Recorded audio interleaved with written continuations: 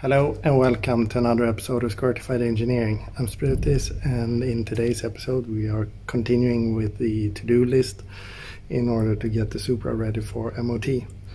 And I had a quick look underneath the engine bay area, and we still have a small power steering fluid leak, so need to address that. Need to adjust the throttle cable, install the wastegate lid and hoses, and put the drive shafts in place, which means that those boot clamps needs to be installed. So I guess we will sort of take it in that order. So let's go. So I have tightened the AN10 fitting down there a little bit more, so hopefully it's good enough now. I can't really tighten it anymore.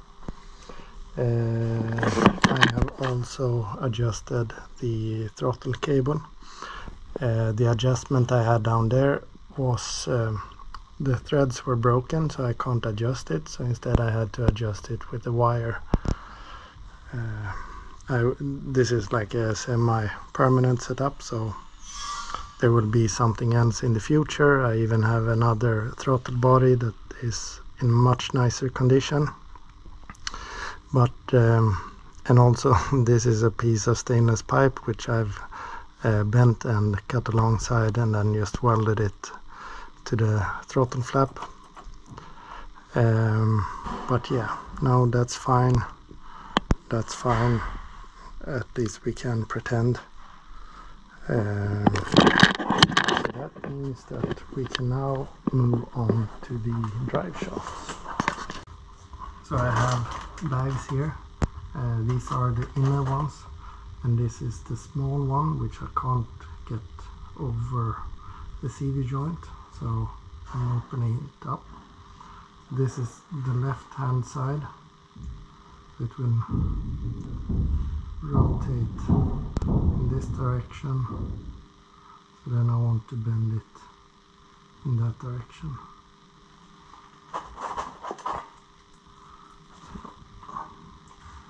This one will go through .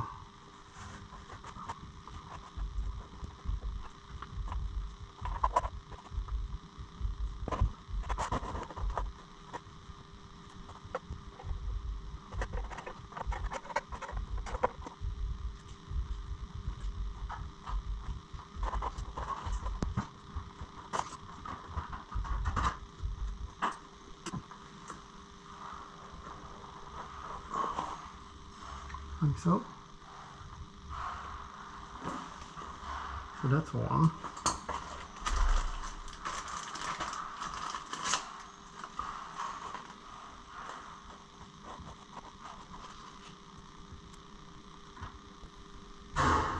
So the bigger ones actually go through the loop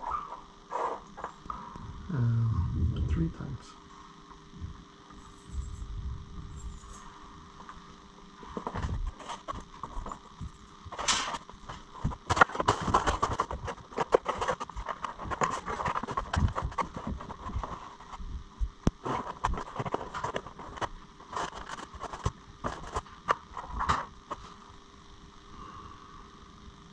The wrong way around.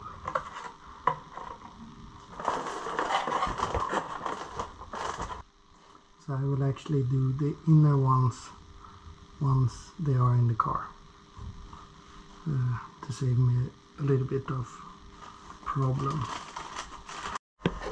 So here we have a set of drive shafts with these metal zip ties, and the bigger ones, they were when they arrived they were looped 3 times, but I could only loop them twice before I had to fold them over the lock. And it was the same with the small ones, but they didn't come with much extra. So I guess these are quite universal and not really cut to length. But I will put some molybdenum grease on the splines, and Once they are through, I will put some engine oil on the threads. That's what you're supposed to do according to the service manual, so that you get the correct torque spec. But I will not torque them now, I will just prepare for it. On the differential side, I will use Loctite on the nuts and just tighten them. So let's install these.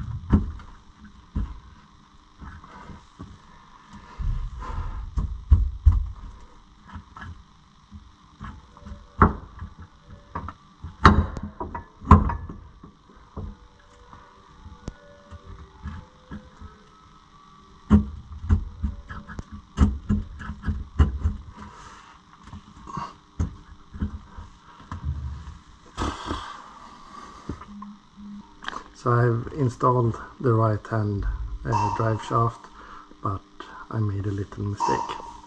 So here we have the left one, and according to the service manual, from this, the back side of the flange meeting the differential, and out here where you have the race for the seal, it should be like 54, 55 point something, but we are at 53.5. So I've already fixed it on the right hand side, but I need to undo this one, but just sort of let it go so I can get under with a screwdriver and get some air inside, and then I can pull it apart a little. So yeah. Oops. But the right hand one is in place, and it's also torqued towards the differential.